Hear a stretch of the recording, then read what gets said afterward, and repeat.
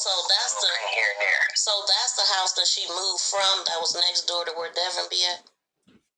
And speaking of that, I almost forgot about that. So the first house before they moved, the house next door to them. Nobody is talking about this. I don't know why. And I'm starting to put a lot of shit together. So Jarvis got a gun charge, right? And had to go in. I witnessed that situation. He got a gun charge because it's a slow person that lives next door to that house. And he's a pedophile in a way. He was talking to ZIYAH. And this is a whole different pedophile from all the other pedophiles they just brought up. Like, he was talking to ZIYAH. So a situation happened where they was basically keeping ZIYAH from talking to him and him from talking to ZIYAH. And he was off or whatever. But it was a situation where he ended up messing or saying something inappropriate to one of Shannon's daughters, the youngest daughter that she has. Said something to her, and it blew up where Jarvis found out, and then he came over that day, bringing my mans with a gun or whatever, all other kind of stuff. He was mad because the boy was trying to talk to his daughter, and at this time I didn't, know too much about Jarvis to even judge him. But now I think about it, I'm like, nigga, you got me mad because somebody tried to touch your kids, and you either do it to your own kids or you do it. Like, yeah, we don't know if that's weird. If he was mad about it being his kid or because he touched him and he wasn't touching him. You know what I'm saying? Right, like them his women. Wait a minute, though. Right. Hold on, because I did hear about how old is this guy you're talking about? Oh man, he got to be like in his high 20s, maybe 30 something now, because that was a little while back. So he got to be in his 30s. Do you know his name? I probably could find out. Yeah, we need his name. And it's because wait a minute. Because he basically kind of got into a fight with Jarvis on that day, but Jarvis basically kind of like put the gun up. Then he was still trying to beat on him, but he told him to go in the house. So the dude went in the house, but Jarvis took his ass inside his house behind him. What? And then started whooping on him. So yeah, whoa! He started whooping on him. So I jumped out the car and went to. They was basically still like kind of in their front door. And I just grabbed him, because Jarvis skinny. I just grabbed him and pulled him off the porch and told him, you can't be doing shit like that. I can understand you mad, but you're not about to go in a house. Like, you told him to go in the house, like, I don't care who you is. If I see something wrong, I'm going to at least try to put my part in there. But yeah, I felt like he was being highly disrespectful when he went in the house. So I didn't even have to really go in the house to get him out, because that's how close they were to the front door. But you step past that threshold. No, you can't do that, bro. And you told him to go in the house, and he did it, and you still want to go in after him. So I yanked him on out of there. And by that time, the police came.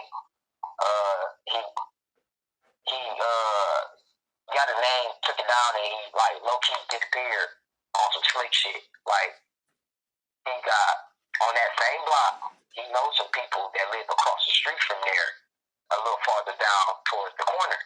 He got like family members, either they family members or they just long time people that he know.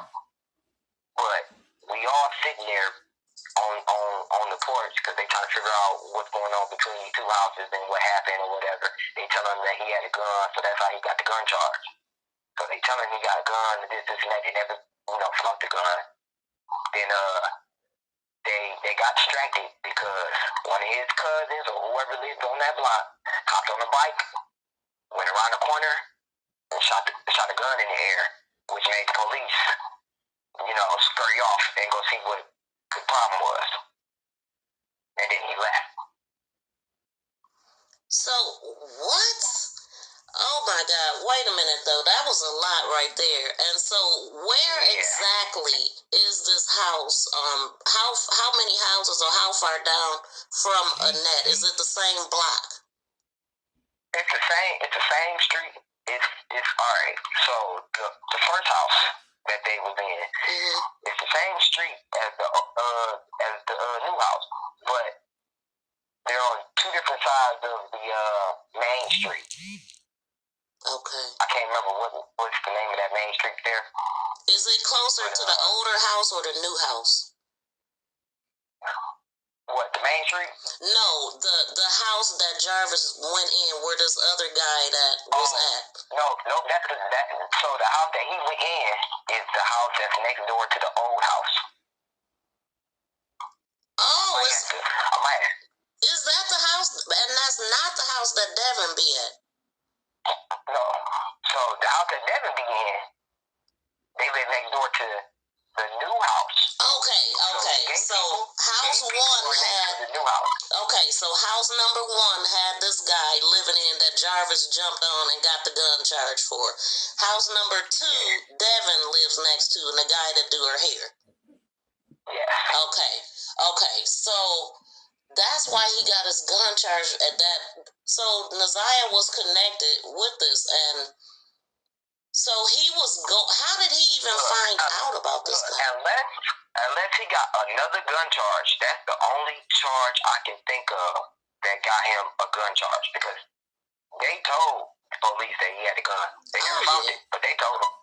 Now, do you remember what month this was? Was it in the winter, summer? What was it? I would say more summer. I can't tell you if it was like fall, summer, or spring. But it wasn't no snow. I know it was. Yeah. We didn't need anything outside, so yeah. What year was this?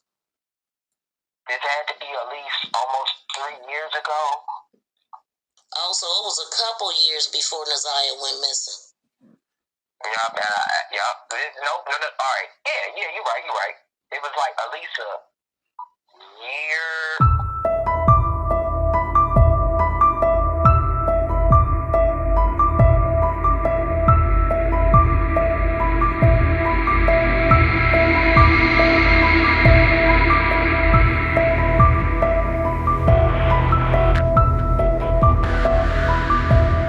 Shoes was found at that abandoned building that's over there off of Berg.